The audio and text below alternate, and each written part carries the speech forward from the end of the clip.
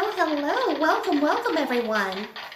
Thank you for being here. For those of you that have never met me before, my name is Ebony Chainsaw. I love discussing food, fashion, frights, and everything else in between. So if you can please do me a favor.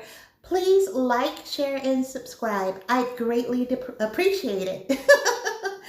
Okay, so today the reason why I'm here is I wanted to share with you my personal opinion. It's a movie review on the movie Soulmates, which came out this year. And everybody said it's pretty much kind of like Megan, but an adult version of Megan. So let me give you my thoughts on the movie. Well, I actually had an opportunity to listen to this movie and check it out. And I would say, I can see some similarities in that Megan movie. Let me tell you, well, just for those that haven't even heard about this film, it's been out for, I think, about 2 weeks. You can get it on VOD and other streaming platforms. And this is like, I guess you would say, like a horror, thriller, sci-fi type of film. Now, Soulmates takes place in this city where there's this gentleman named David. And David basically works for like this robotics company, and he's just experienced the loss recently of his spouse. So he's, going through some grief and everything. And while he's at work, he's got some good coworkers that's trying to support him in all of this. And he's been offered an opportunity to get a first of its kind prototype of a domestic robot that can help around the house and do all kinds of things.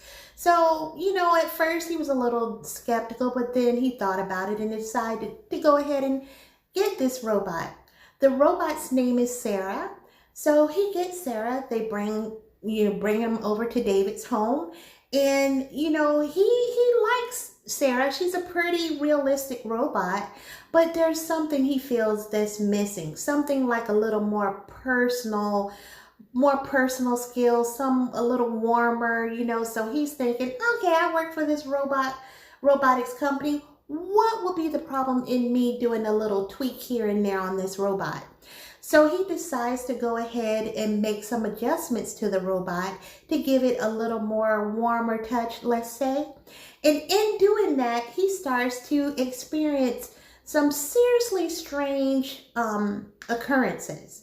And once he starts doing it, he is really just loving this. So basically, he pretty much has this robot to his beck and call, and he just loves it. It's kind of helping him with his grief and everything, but he's not really rationally thinking all this stuff out. So what happens is Sarah kind of becomes bonded to him. She kind of learns a lot about the outside world, through television, internet, and all of that. So she has a kind of a warped perception of how the world operates.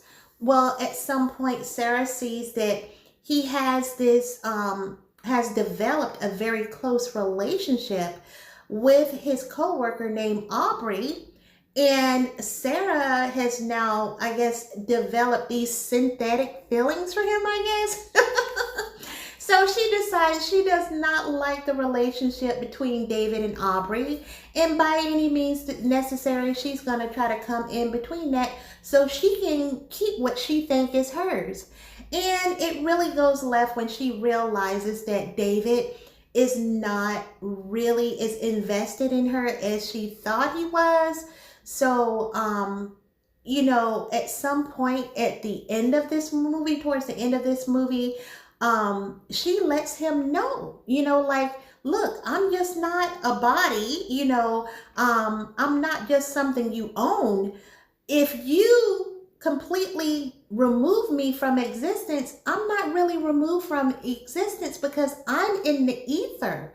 I'm not just a shell, once this is gone, I'm going to still be here.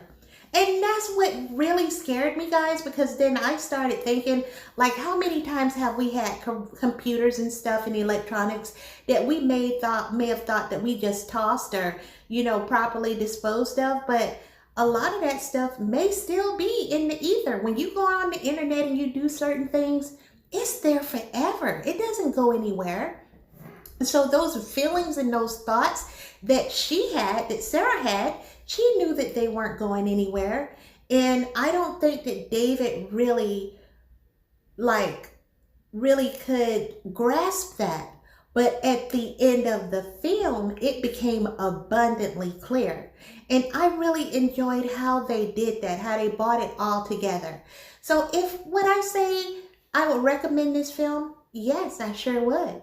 To me, it's thumbs up. It was a really good film. I enjoyed it. It's definitely something you can just chill out at home and watch on your sofa and have you a nice bag of popcorn. And then after that, you can have a group of friends that you can have a serious discussion with about this movie like I did.